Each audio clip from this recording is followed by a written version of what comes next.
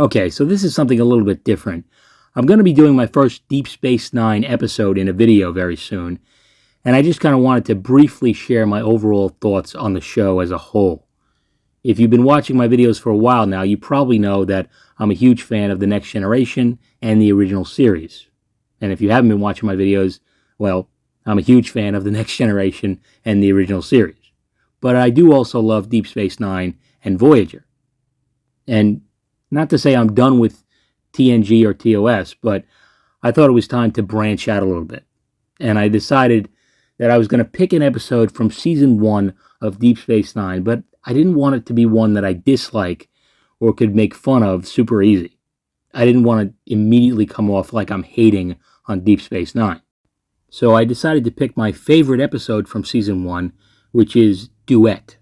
And if you know that one, you know it's pretty heavy.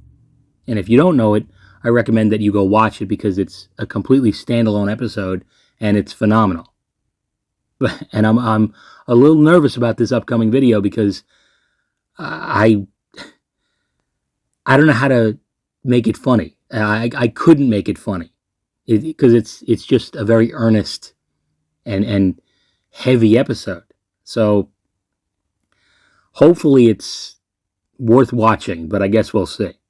And as for Deep Space Nine as a whole, I know that it has become arguably the most popular Star Trek series in recent years. I appreciate a lot of things about it, but I can't rank it higher than the original series or TNG.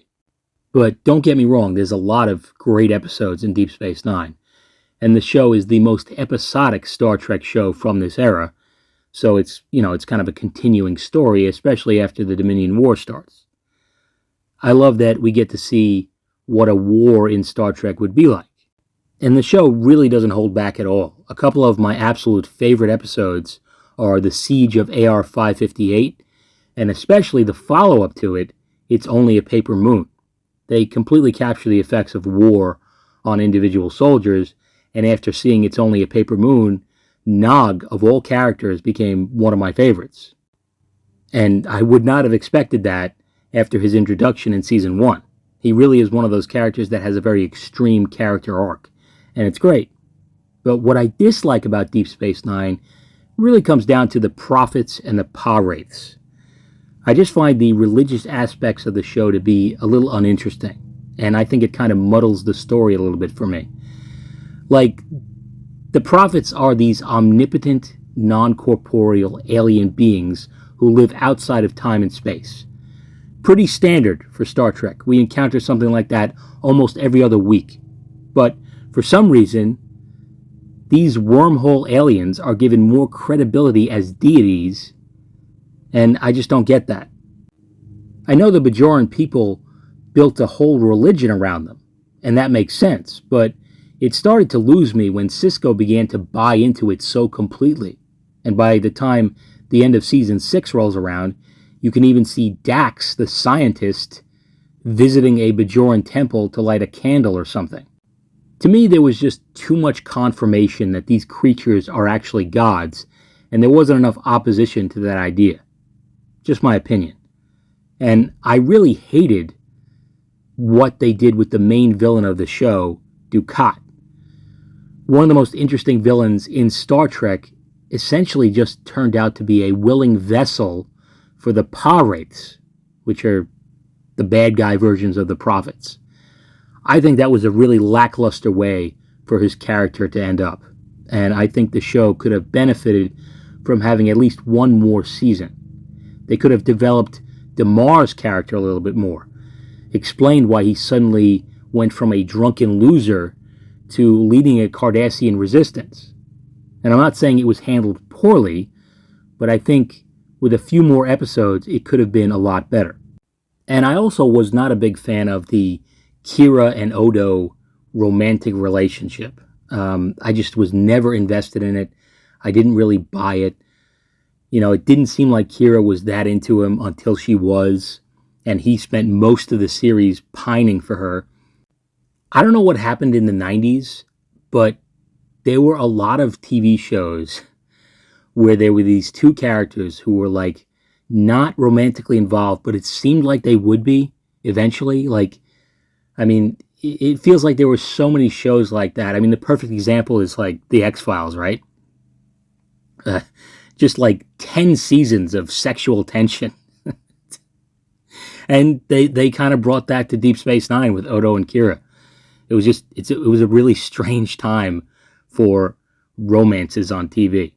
But overall, I like the show. It has the most character-driven stuff of any Star Trek show.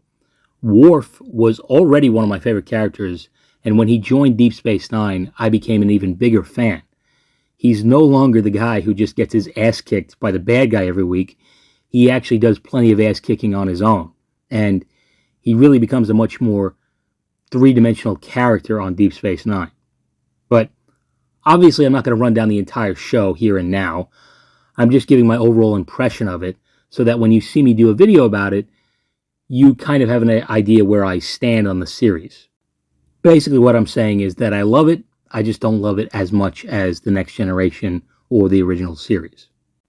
And now I want to move on to a little bit of a channel update and discuss some of the things I have planned for the next few months. But before that, I have another little ad break of sorts. As I've mentioned in my last video, my friend Neo, aka Speculating Nerd on Twitter, is a graphic design artist, and he does artwork and he designs t-shirts and apparel. And you can find him on TeePublic. He's got loads of great designs, and he even has some Eddie Steak merchandise. My name is on stuff. So if you're interested, check him out. I'll put the link in the description below. Anyway, channel update. As I said, my next video is going to be a commentary for the Deep Space Nine episode Duet, which will easily be the heaviest episode I've discussed so far. Don't expect a lot of jokes in that one because it really is a very serious topic and it's executed in a very earnest way.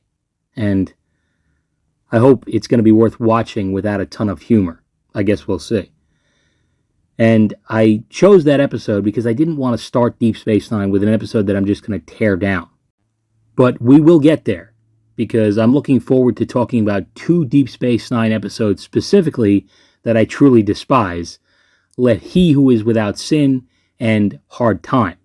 I have a lot to say about those, and that's just off the top of my head, really. But after the Duet video, I may take a little bit of a break from uploading because I want to start working on some video ideas that I have for September and October. You know, I like to put out some horror movie commentaries and some scary Star Trek episode commentaries for the month of October, so I want to make sure that I have enough time to get all those done. There still could be a short video here and there, but for the most part, it's going to be pretty quiet until September, I would say. And then hopefully I'll have nothing but regular uploads for a good 6 weeks leading up to Halloween. And then after that, I'm going to focus on a video for Star Trek Nemesis, and hopefully videos for the original 6 Star Trek movies. Although I suppose I could do something with the J.J. Abrams Star Trek movies, but I really don't want to. I'm sure I'll get there eventually, but the original 6 is what I'll probably start with. And of course, I also have some ideas for more Star Trek episode commentaries, and as always, feel free to suggest a Star Trek episode that I haven't covered yet. And leading into 2025, I may do a review for Star Trek Section 31. I mean, it looks absolutely horrific to me, but because it's just a movie and not a 10-episode series like Picard, I may feel like I can tackle it, but it's going to be painful. But anyway, that's basically all I have to say for now. Thanks for watching, and let me know your thoughts on Deep Space Nine. And look for the commentary on Duet to come out next week. I've already recorded it. It's pretty much done and ready to go. But I'm a little embarrassed to say that the end of the video devolves into an almost directionless rant about the current state of Star Trek. I don't know why that keeps happening, but great classic episodes of Star Trek really just make me hate modern Star Trek even more. So I hope that my rant in the video is somewhat coherent, but I guess we'll see. And as I said, the video should be out sometime next week. But until then, take it easy.